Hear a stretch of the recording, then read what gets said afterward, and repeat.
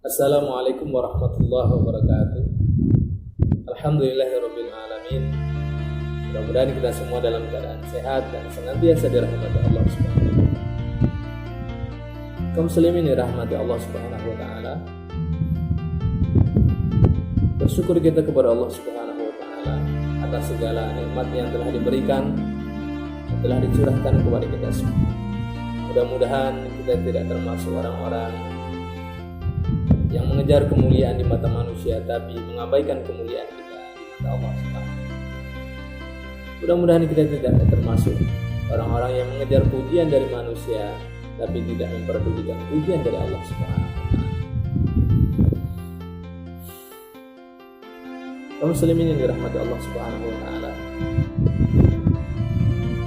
Suatu hari Rasulullah sallallahu alaihi wasallam berpesan kepada para sahabat, jika datang seorang laki-laki ke Madinah,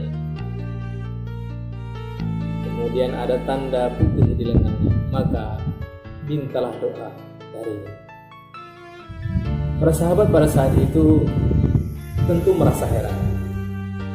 Mereka yang senantiasa hidup bersama Rasul, mereka yang senantiasa berjuang, berperang bersama Rasul, dan mereka yang senantiasa sholat bersama Rasulullah SAW.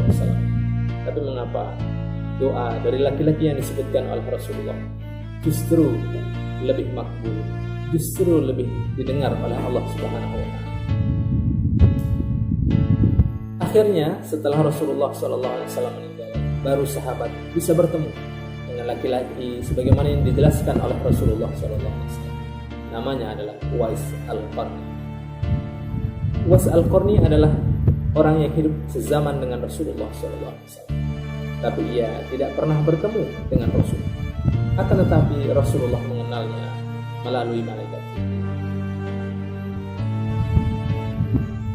Apa yang menyebabkan Uwais Al-Qarni diberikan keistimewaan oleh Allah Subhanahu wa taala?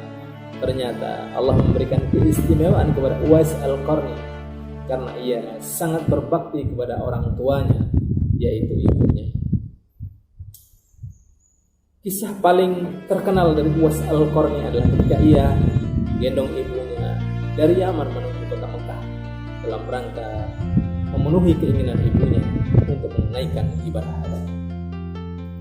Uwais Al-Qarni mempunyai seorang ibu yang sangat kuat. Apapun yang menjadi keinginannya selalu dituruti oleh Uwais Al-Qarni. Hanya satu keinginan ibunya pada saat itu yang sulit untuk dipenuhi oleh Uwais Al-Qarni, yaitu keinginan ibunya untuk menunaikan ibadah haji. Uwais Al-Qarni merasa bingung karena ia termasuk orang yang tidak mampu pada saat itu. Sedangkan untuk menempuh perjalanan ke kota Mekah dibutuhkan kendaraan, dibutuhkan perbekalan yang cukup agar bisa melakukan perjalanan ke kota suci Mekah untuk melaksanakan ibadah haji. Belum lagi untuk melaksanakan perjalanan haji pada saat itu harus melewati gurun pasir yang sangat tandus, yang sangat panas, dan membutuhkan perbekalan yang tidak sedikit. Akhirnya Uwais Al-Qarni memutar otak bagaimana supaya ia bisa memenuhi keinginan ibunya untuk menaikkan ibadah.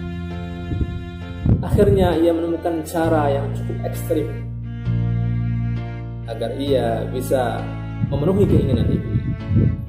Ia beli seekor anak sapi dan ia membuat kandang yang berada di puncak bukit yang sangat tinggi. Setiap hari ia gendong anak sapi itu dari bawah menuju puncak bukit, sampai orang di sekelilingnya mengatakan bahwa Uwais Al-Qarni sudah gila. Setelah 8 bulan berlalu, akhirnya sapi itu pun semakin hari semakin bertambah besar. Otot serta tubuh Uwais pun menjadi lebih kuat dari sebelumnya. Ketika tiba musim haji, akhirnya Uwais Al-Qarni menghampiri ibunya. Dia mendatangi ibunya dan menyanggupi keinginannya untuk menunaikan ibadah. Ibunya sangat terkejut. Dia tidak menyangka bahwa Uwais Al-Qarni akan menggendongnya dari Yaman menuju kota Mekah untuk menunaikan ibadah haji. Ibunya terharu dengan apa yang dilakukan oleh Uwais Al-Qarni. Perjalanan sulit ia tempuh demi baktinya kepada ibunya tercinta. jarak antara Yaman dan kota Mekah kurang lebih 1119 km.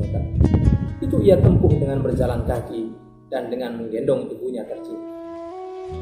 Akhirnya Uwais Al-Qarni pun berangkat, menggendong ibunya yang sudah lumpuh dari kota Yaman menuju kota Mekah. Ia berjalan dengan gagah dan tegap sampai akhirnya ia tiba di kota Mekah. Ketika tawaf pun ibunya tetap ia gendong untuk mengelilingi kota. Ketika sampai di kota Mekah, ibunya terharu, ibunya sedih, ibunya menangis, ibunya mencucurkan air mata. Ia tidak menyangka bahwa ia akan melihat dan bisa berdoa di depan Ka'bah. Ia berdoa, "Ya Allah, ampunilah semua dosa ibu. Ampunilah semua dosa-dosa ibu." Itulah doa yang dilantunkan oleh Uwais Al-Qarni di depan Ka'bah. Ibunya kemudian berkata, "Wahai Uwais, bagaimana dengan dosa?" Kemudian Uwais Al-Qarni menjawab, "Kalau dosa ibuku telah diampuni oleh Allah, maka ibuku akan masuk ke dalam surga, dan cukuplah ridho ibuku yang akan membawaku masuk ke dalam surga." Kaum muslimin yang dirahmati Allah Subhanahu wa Ta'ala, Uwais Al-Qarni telah mengamalkan pesan Rasulullah sallallahu alaihi wasallam, "Ridallahu wa ridal walidain wa sukhtullahi wa sukhtul walidain." Ridha Allah terletak pada ridha kedua orang tua kita, dan murka Allah terletak pada murka kedua orang tua kita. Uwais Al-Qarni telah memberikan pelajaran yang mahal kepada kita semua. Ia bukan dari golongan para sahabat, akan tetapi sahabat dipesankan oleh Rasulullah SAW untuk meminta doa kepada Allah. Uwais Al-Qarni telah memberikan contoh kepada kita bagaimana cara berbakti kepada kedua orang tua, khususnya ibu. Ada seorang yang ketika ia meniti karir, ia dibantu oleh sahabatnya berupa tempat tinggal gratis selama 6 bulan. Kemudian setelah ia menjadi orang yang sukses, ada orang yang bertanya kepadanya, "Siapa orang yang paling berjasa dalam hidup?" Ia pun menjawab, "Orang yang paling berjasa adalah sahabatnya yang telah membantu tempat tinggal gratis selama." Sungguh jawabannya ini begitu menyayat hati kedua orang tua. Kita sering lupa kalau kita pernah tinggal, kalau kita pernah numpang di rahim ibu kita selama 9 bulan 10 hari. Kita sering lupa bahwa ketika kita dilahirkan, ibu kita bersimbah darah dan nyawa sebagai taruhannya. Ketika kecil kita dibesarkan, ketika kita sakit, kita dicarikan obat yang terkadang entah tempatnya di mana. Dan ketika kita bodoh, kita dipintarkan oleh kedua orang tua kita. Akan tetapi ketika kita sudah besar, ketika kita sudah dewasa, jasa dan pengorbanan orang tua kita justru sering kita lupakan.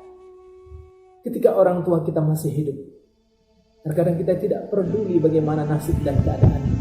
Apakah ia dalam keadaan sakit, apakah ia dalam keadaan sehat, kita tidak peduli.